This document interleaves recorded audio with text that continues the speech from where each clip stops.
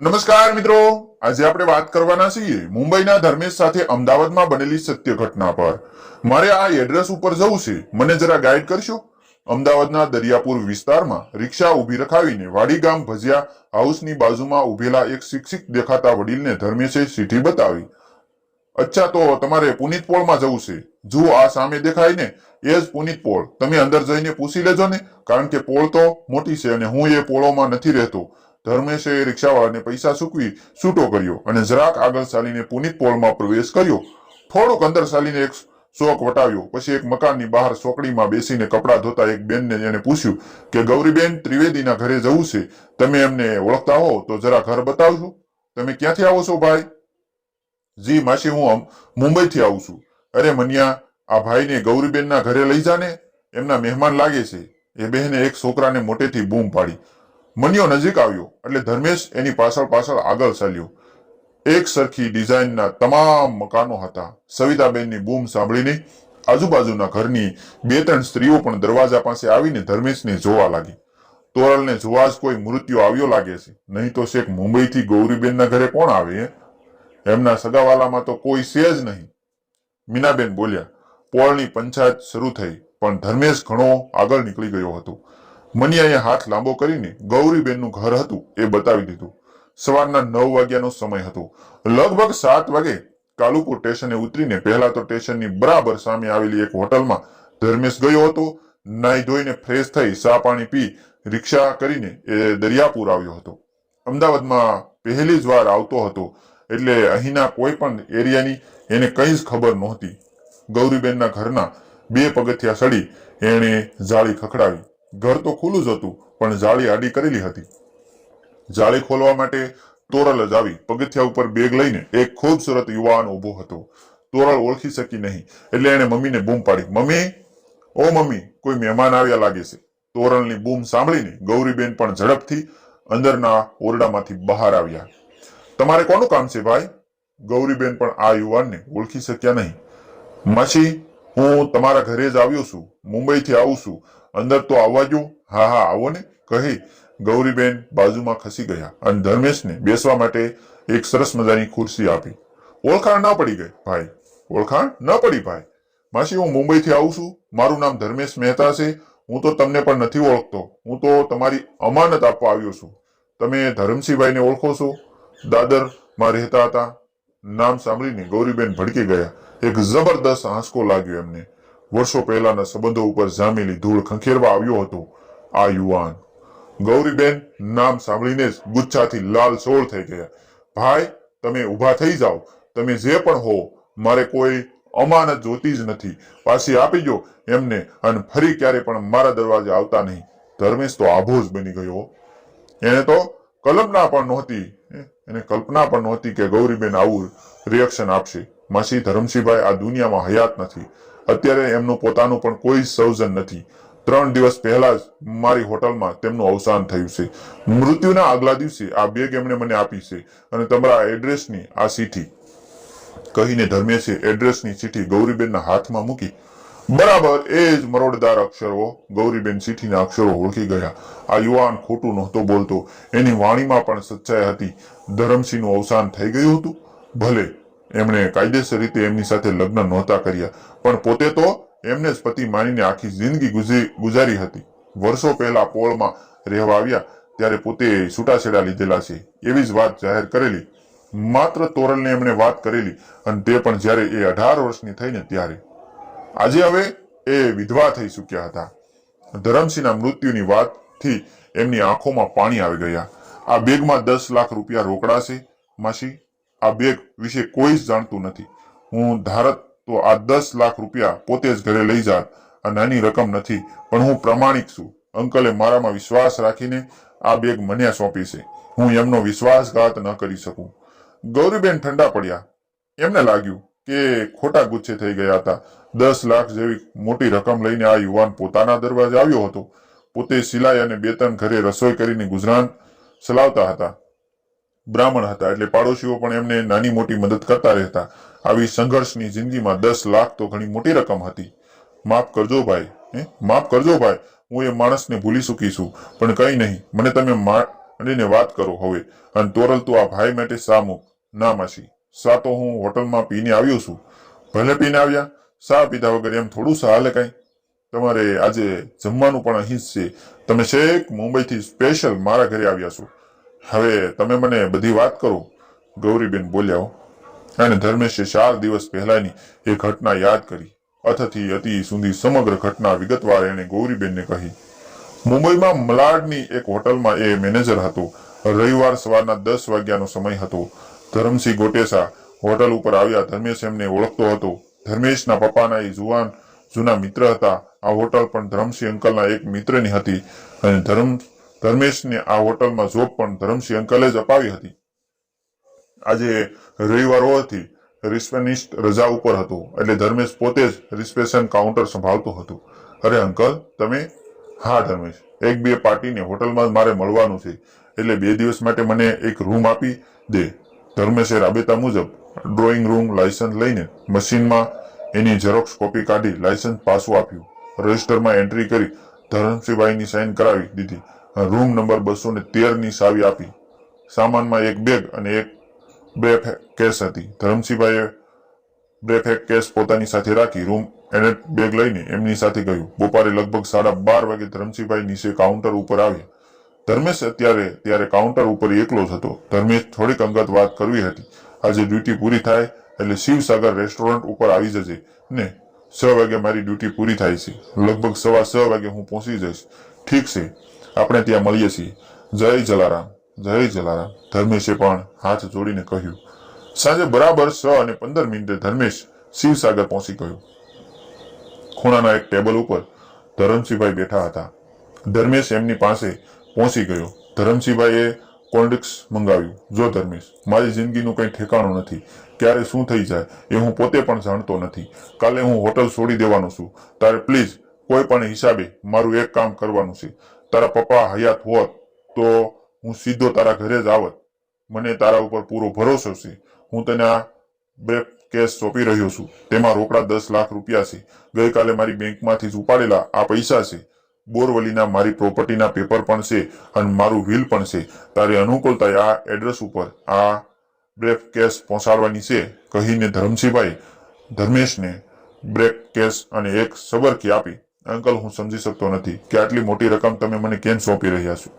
કારણ કે તું મારા પરમ મિત્ર જુગલ કિશોરનો દીકરો છે. આજે પહેલીવાર તારી સામે એક સત્ય રજૂ કરી રહ્યો છું. તારા પપ્પા આ વાત જાણતા હતા. હવે તારે પણ જાણવી જરૂરી છે. શાંતિથી મારી વાત સાંભળ. 23 વર્ષ પહેલા મેં ગૌરી નામની એક બ્રાહ્મણ કન્યા સાથે હું બહુ મોટો અન્યાય કર્યો છે. જોગવેશ્વરીમાં મારી કેમિકલની એક નાનકડી ફેક્ટરી હતી. ગૌરી મારી ફેક્ટરીમાં જોબ કરતી હતી. એની માતાનું મૃત્યુ થયું હતું અને તેના પિતાએ બીજા લગ્ન કર્યા હતા.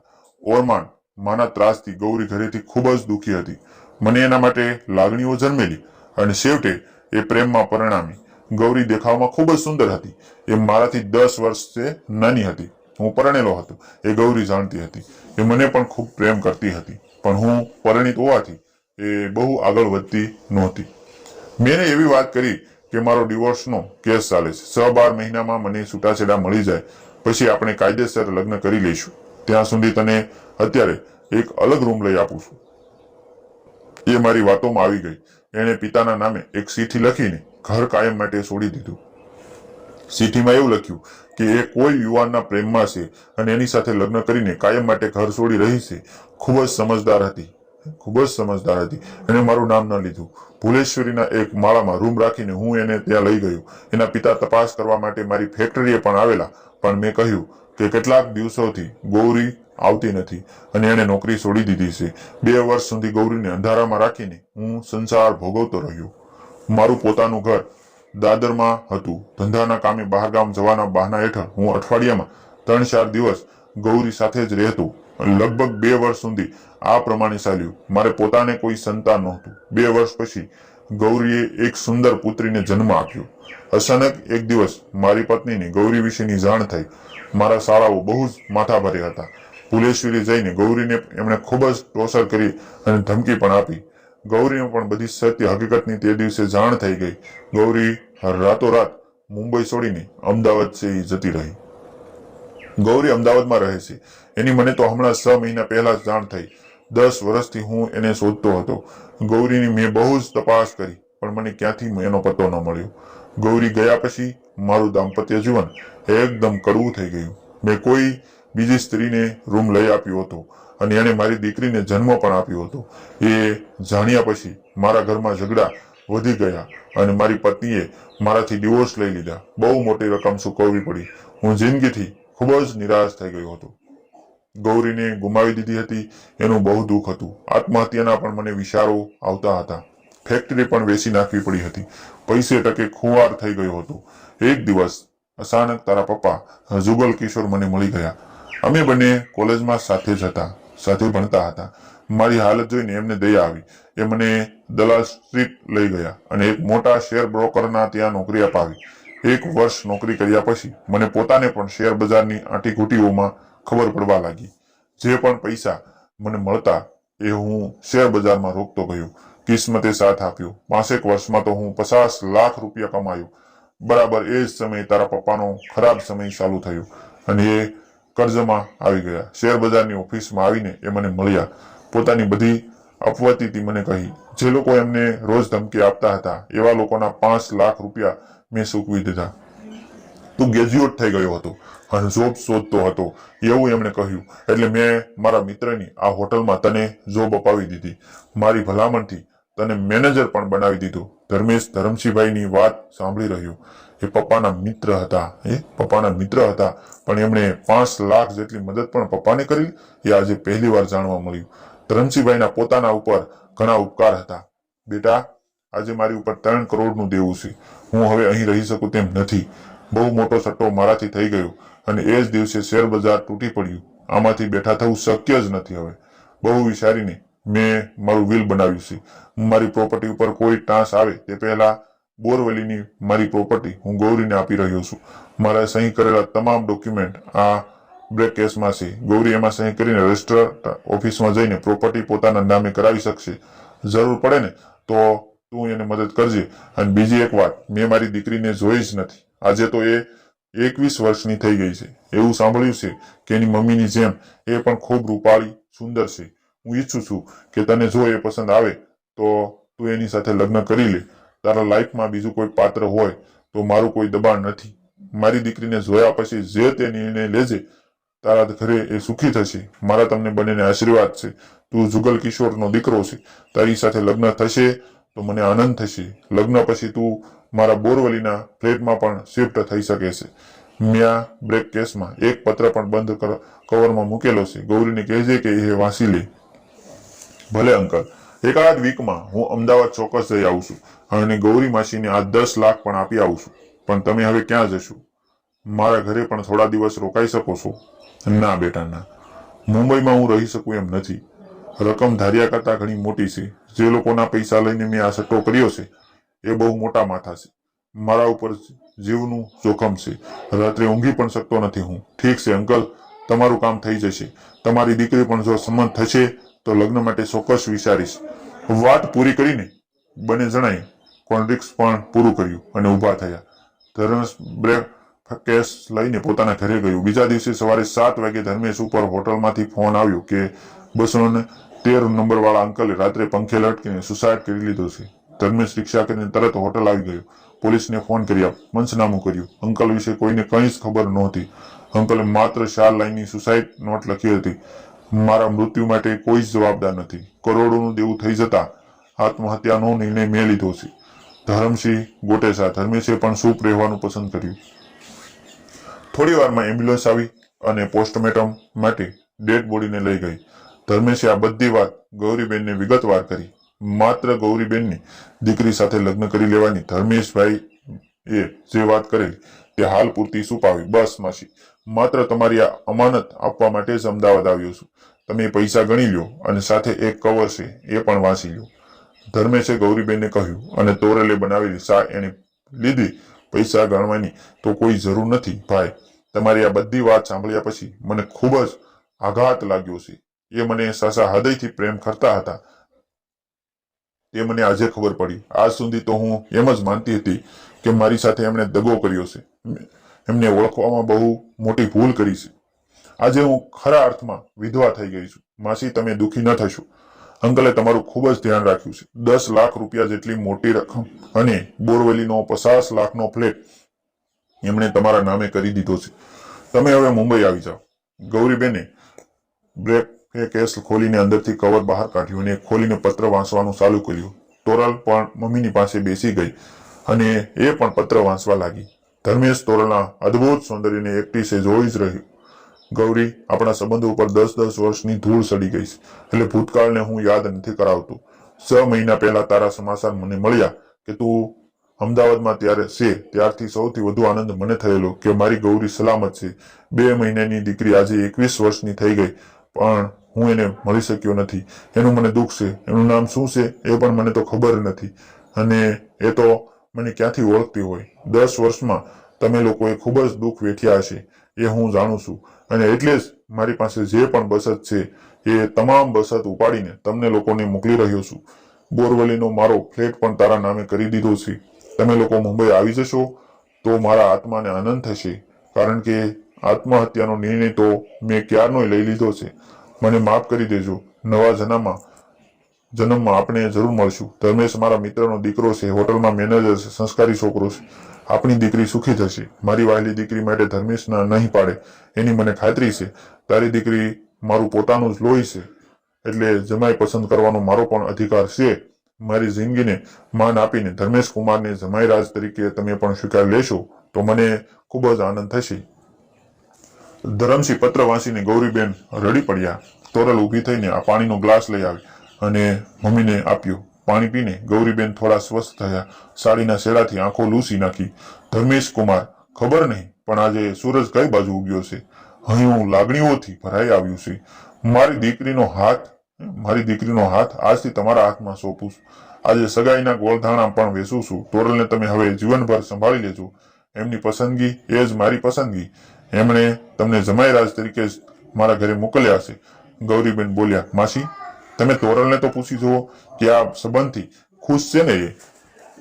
તોરલ, બેટા, તું ધર્મેશ કુમારને મેળી ઉપર લઈ જા. હું લાપસીનું આંધણ મૂકી દઉં છું. તોરલ તો દાદર ચડીને મેળી ઉપર ગઈ. ધર્મેશ પણ પાછળ ગયો. પલંગ ઉપર પાથરેલી ચાદર સરખી કરીને એક ખૂણા ઉપર તોરલ બેઠી. ધર્મેશે પણ પલંગના બીજા છેડે બેઠક લીધી. હવે બોલો જમાઈરાજ, શું પૂછતા હતા? તોરલે આંખો નસાવીને ધર્મેશને પૂછ્યું. ધર્મેશ તો તોરલના રૂપથી એટલો બધો અંજાઈ ગયો હતો કે એની તો જીભ જ સિવાય ગઈ હતી. કંઈ નહીં, બસ એ તો એમ જ પૂછ્યું કે તમારી ઈચ્છા પણ મારે જાણવી જોઈએ ને. અને હું એમ કહું કે મારી જરા પણ ઈચ્છા નથી તો એ આઘાત મારાથી સહન નહીં થાય. તોરલ, હા તોરલ, જ્યારથી અંકલે તમારી સાથે મારા લગ્નની વાત કરીને ત્યારથી તમને એક નજર જોવા માટે કેટલો બેસાન થયો છું એ હું જ જાણું છું, અને તમને જોયા પછી મારું હૈયું હવે મારા કાબુમાં નથી. તોરલ આ પ્રેમ ઘેલા યુવાનને જોઈ રહી. પોતાને પણ આ હેન્ડસમ યુવાન ગમી ગયો હતો, અને પત્રમાં પપ્પાની ઈચ્છા જાણીને તો ધર્મેશને એ મનોમન સમર્પિત થઈ ચૂકી હતી. જન્મો જન્મ હવે તોરલ તમારી જ છે, કહેતી તોરલ ઊભી થઈ ધર્મેશની સામે આવીને ઊભી રહી. ધર્મેશ પણ ઊભો થયો. યુવાની અને પ્રેમની એક જબરજસ્ત લાગણીઓમાં બંને એકબીજાને ભેટી પડ્યા અને એવા તો ખોવાઈ ગયા કે ગૌરીબેનની પહેલી બૂમ તો એમને સંભળાય જ નહીં. બીજી બૂમે બંને અનંગના આવેશમાંથી બહાર આવ્યા. બંને જણા ધીમા પગલે દાદર ઉતરીને નીચે આવ્યા ત્યારે ઘરમાં જમાઈરાજને જોવા માટે પાડોશીઓની ભીડ જામી હતી. ગૌરીબેને જ હરખ પદુડા થઈને આડોશ પાડોશમાં સૌની સગાઈની વધામણી આપી હતી. મેં નહોતું કહ્યું કે તોરલને જોવા જ કોઈ મૃત્યુ આવ્યો લાગે છે? મીનાબેને કહ્યું. હા, પણ સૌથી પહેલા તો એ મારી પાસે જ આવ્યા હતા. મેં જ ઘર બતાવેલું મુનિયાને મોકલીને. સવિતાબેન બોલ્યા. હા માસી, હા, તમે ન મળ્યા હો તો હું મુંબઈ પાછો જતો રહેવાનો હતો. ધર્મેશ બોલ્યો અને તોરલ સહિત સૌ ખડખડાટ છે હસી પડ્યા. મિત્રો, આના લેખક જે છે યાસીન રાવલ. મિત્રો, આવા જ નવા જીવન ઉપયોગી, જીવનમાં કંઈક નવું શીખવા મળે, પ્રેરણા મળે તેવા વિડીયો જોવા માટે અમારી ચેનલ સાથે બન્યા રહેજો, અને અમારી ચેનલને સબસ્ક્રાઇબ કરી દેજો, જેથી કરી અમારા આવનારા વિડીયો આપને જલ્દી મળી જાય. Thank you.